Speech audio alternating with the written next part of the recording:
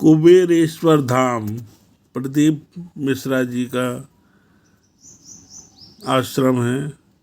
और यहाँ पर कुछ समय पहले, कुछ दिनों पहले बहुत भीड़ हुई थी। यहाँ अभिमंत्रित रुद्राक्ष का वितरण किया गया था। हमें आज 21 मई को 4 बजे पत्नी ने बताया कि रुद्राक्ष पुनः वितरित हो रहे हैं। यह सोचकर हमने तुरंत कुबेरेश्वर जाने का प्रोग्राम बनाया।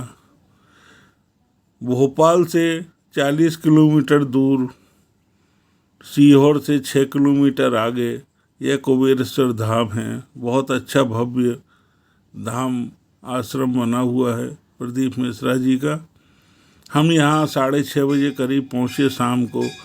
हल्की बूंदाबांदी हो रही थी, रास्ते में हम भीग गए और प्रसन्नता इस बात की थी कि हमको रुद्राक्ष की प्राप्ति हो जाएगी, यह सोचकर पहुँचे। मगर वहाँ कुछ लोगों से पता किया रुद्राक्ष वितरण का, तो लोगों ने यही कहा 5 बजे तक वितरित होते हैं। 6:30 बज रहे थे, हम लेट हो गए थे। यह सोचकर कि चलो कल फिर आएंगे, दर्शन तो कर ही लें। लेकिन वहाँ हमारी तरह ही और भी बहुत से भक्त रुद्राक्ष वितरण के नाम पर आ गए थे। बारिश और तूफान के बाद भी बहुत से श्रद्धालु वहाँ पहुँच चुके थे। ज़्यादातर श्रद्धालु मुझे ऐसे लग रहे थे कि जो वहीं रुकने का प्रोग्राम बनाकर आए थे। हम लोग रुकने की स्थिति में नहीं थे। हमने कहा कि हम तो 40 किलोमीटर दूर रहते हैं, कल फिर आ जाएंगे। यह सोचकर मन मारकर हम वापस आ गए। लेकिन वहाँ सारे कमरे फुल हो चुके थे। हॉल के अंदर भी मैंने देखा यत्र तत्र लोग जगह घेर कर शाम को 6:30 बजे से ही बैठ गए थे। 8 बजे के बाद यहाँ गद्दे फ्री में दिए जाते हैं। यात्री गद्दे और चादर लेकर विश्राम कर सकते हैं। भोजन के लिए भी यहाँ लंगर की व्यवस्था है और रुकने की अच्छी व्यवस्था है। लेकिन भीड़ अधिक होने से सब व्यवस्थाएं अव्यवस्थित हो जाती हैं। यह है कि 1500 आदमी के लिए तो व्यवस्था प्रदीप मिश्रा जी ने कर रखी है और बढ़िया देवस्थान बन गया है। पशुपतिनाथ का मंदिर दूर से ही देखने में चमकता। अभी तो अंधेरा हो गया है, 6:30 बज रहे हैं, हल्का झुरमुट हो गया है। दिन में बहुत अच्छा सोने का मंदिर दिखता है, दूर से ही नज़र आता है।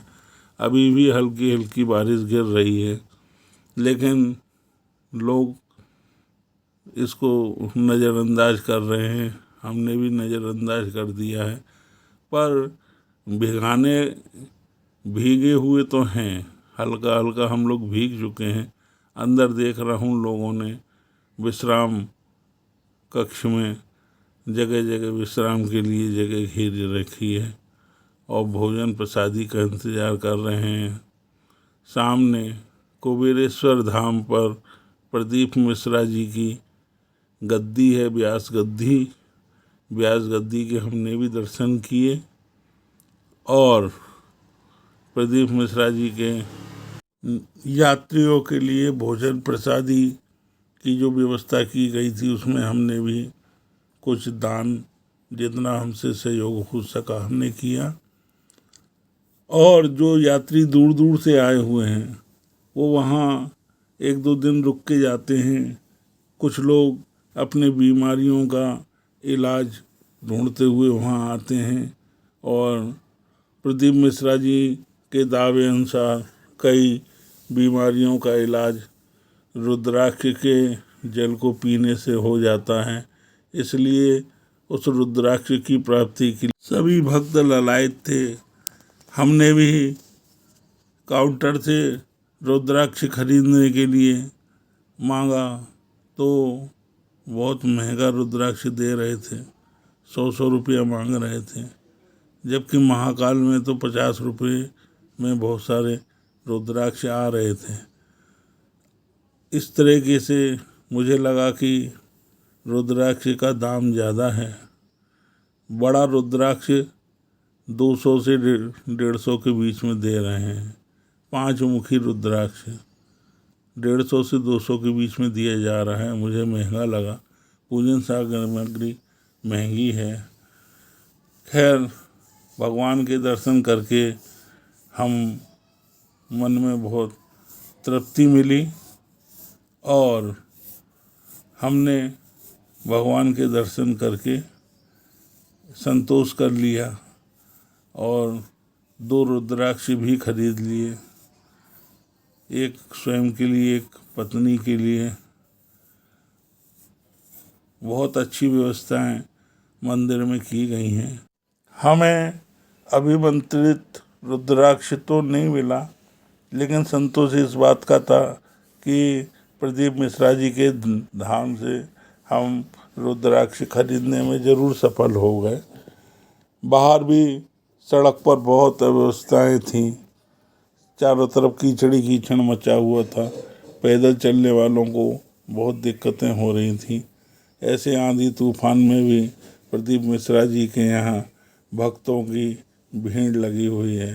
मैं व्यक्तिगत रूप से प्रदीप मिश्रा जी को जानता हूँ। 4-5 साल पहले तक बहुत गरीब थे बेचारे, और शिव महापुराण के नित्य पाठन करने से वो आज इतने बड़े आश्रम के महंत बने हुए हैं।